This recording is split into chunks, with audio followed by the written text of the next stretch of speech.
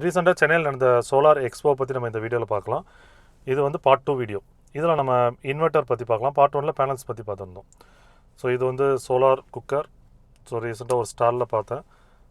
இப்போ நம்மளுக்கு ரீசெண்டாக அந்த கேஸ் க்ரைசிஸ் இஷ்யூஸ் போயிட்டுருக்குன்றனால இது கொஞ்சம் அட்ராக்டிவாக இருந்தது.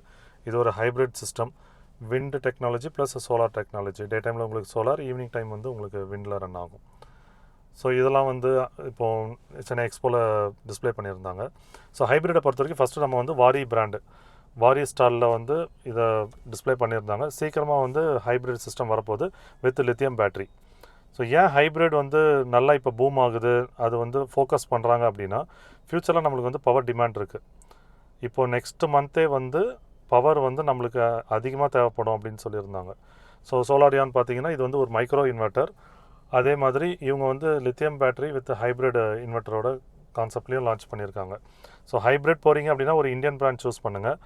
ஸோ நம்ம பவர் ஈவினிங் டைம் உள்ள பவர் டிமாண்டை மீட் பண்ணுறதுக்கு ஹைப்ரிட் சிஸ்டம் தான் நல்ல பெஸ்ட்டு கான்செப்ட். அதே மாதிரி சோலார் போடுறதும் இதான் ரைட் டைமு. ஸோ நிறைய இடத்துல இப்போ நிறைய சோலார் போடுறனால உங்களோட ஏரியா இருக்கிற டிமாண்ட் வந்து க்ளோஸ் ஆகிட்டே இருக்கும். ஸோ டிரான்ஸ்ஃபார்மரோட லிமிட் ரீச் ஆகிடுச்சுன்னா உங்களால் சோலார் போட முடியாது அதுக்கப்புறம். ஸோ அதனால நீங்கள் இப்போவே வந்து சோலாரில் இன்வெஸ்ட் பண்ணிவிடுங்க. இதுதான் ஒரு ரைட் டைம். அதுலேயும் இன்வெஸ்ட் பண்ணும்போது உங்களுக்கு நீங்கள் 5 கிலோட்டுக்கு மேலே பண்ணுறீங்க, பேக்கப்போட வேணும் அப்படின்னா ஹைப்ரிட் சிஸ்டமில் போட்டுருங்க. ஆன்கிரிட்டில் போட்டிங்கன்னா உங்களுக்கு பேக்கப் இருக்காது. ஸோ ஆன்கிரிட்டை விட உங்களுக்கு ஹைப்ரிட் வந்து உங்களுக்கு ஃபியூச்சரிஸ்டிக்காக இருக்கும். உங்களுக்கு லாங் டைமில் வந்து அது வந்து உங்களுக்கு ரிட்டர்ன்ஸ் கொடுக்கும். பேட்டரி இன்வெஸ்ட்மெண்ட் இருக்குது, பட் உங்களுக்கு கரண்ட் கட் டைமு பீக் ஹவரில் வந்து உங்களுக்கு வந்து யூஸ் ஆகும்.